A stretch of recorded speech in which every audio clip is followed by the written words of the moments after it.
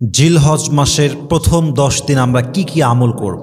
কোরআনে আসছে ওয়াল ফাজর ওয়া লায়ালিন আশর, আল্লাহ তাআলা এখানে কসম করেছেন ফজরের এবং 10টি রজনীর। মুফাসসিরিন ইকরাম লিখেছেন এই 10 রজনীর দ্বারা উদ্দেশ্য হচ্ছে জিলহজ মাসের প্রথম 10 দিন, এবং হাদিসে আসছে এই 10 দিনের আমল আল্লাহ তাআলার কাছে সবচেয়ে প্রিয় আমল হিসেবে গ্রহণযোগ্য হয়। সুবহানাল্লাহ পড়েন আপনারা সবাই।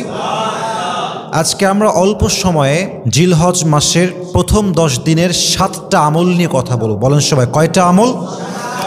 1 নম্বর আমল হচ্ছে জিলহজ মাসের প্রথম 10 দিন আমরা বেশি বেশি তাসবিহ পাঠ করব, তাহমিদ পাঠ করব, তাহলিল পাঠ করব, তাকবীর পাঠ করব। তাকবীর মানে হচ্ছে আল্লাহু আকবার, তাসবিহ মানে হচ্ছে সুবহানাল্লাহ, তাহমিদ মানে হচ্ছে আলহামদুলিল্লাহ, তাহলিল মানে হচ্ছে লা ইলাহা ইল্লাল্লাহ।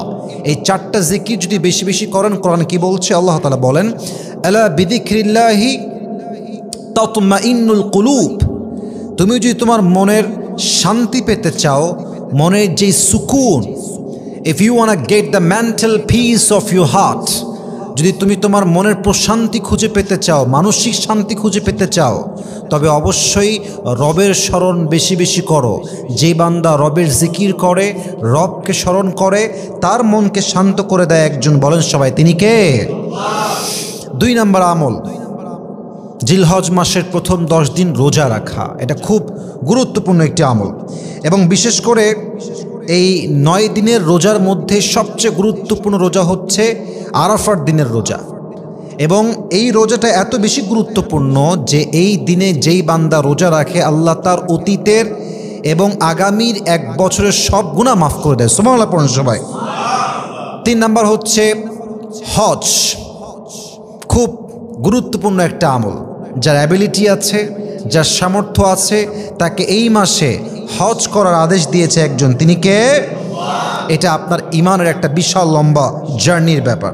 4 নাম্বার কুরবানি।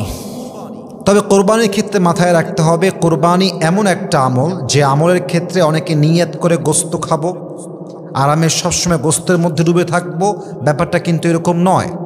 কত বড় গরু কুরবানি দিলেন, দ্যাটস নট অ্যাকসেপ্টেড। কত টাকার কুরবানি হলো, দ্যাটস নট অ্যাকসেপ্টেড।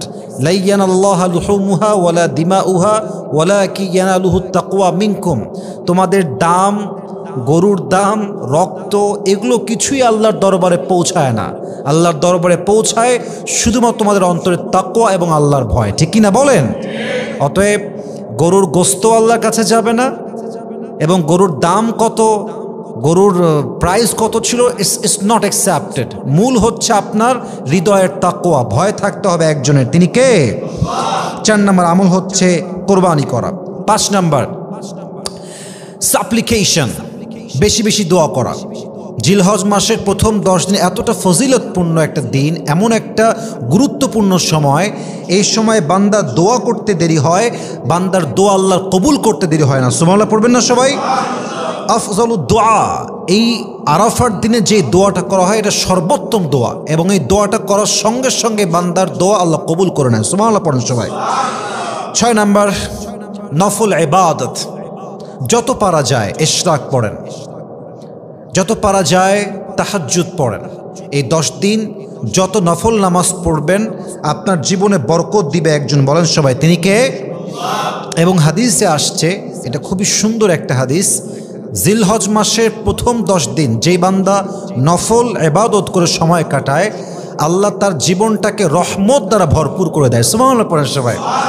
অতএব 6 নাম্বার আমল হচ্ছে আমরা বেশি বেশি নফল ইবাদত করব, নামাজ পড়ব। 7 number, and that is the last one, final one, অবশ্যই জিলহজ মাসের প্রথম 10 দিন আমরা সবাই বেশি বেশি কোরআন তেলাওয়াত করব। কোরআন তেলাওয়াত এমন একটা দামি আমল, বান্দা যখন কোরআন তেলাওয়াত করে মনে হয় যে বান্দা দুনিয়াতে বসে বসে জাস্ট মুখ নাড়িয়ে নাড়িয়ে তেলাওয়াত করছে, বাট ব্যাপারটা এক্স্যাক্টলি এমন নয়। বান্দা যখন তেলাওয়াত করে, বান্দা সরাসরি আল্লাহর সঙ্গে কথা বলতে শুরু করে দেয়। সুবহানাল্লাহ পড়েন সবাই। অতএব আমরা সকলেই ট্রাই করব আমাদের সোলকে, আত্মাকে শান্তি দেওয়ার জন্য এবং নিজেদের আমলকে আরও বেশি ডেভেলপ করার জন্য সবচেয়ে বেশি আমল করব আমরা এই 10 দিনে বেশি বেশি কোরআন তেলাওয়াত করব। রাজি আছেন তো ইনশাআল্লাহ? আমি যেই 7টা আমল বলেছি আল্লাহ তাআলা আমাদের সবাইকে এই 7টা আমল অনুযায়ী পরিপূর্ণরূপে অ্যাপ্লাই করার তৌফিক দান করুক। পড়েন সবাই আমিন।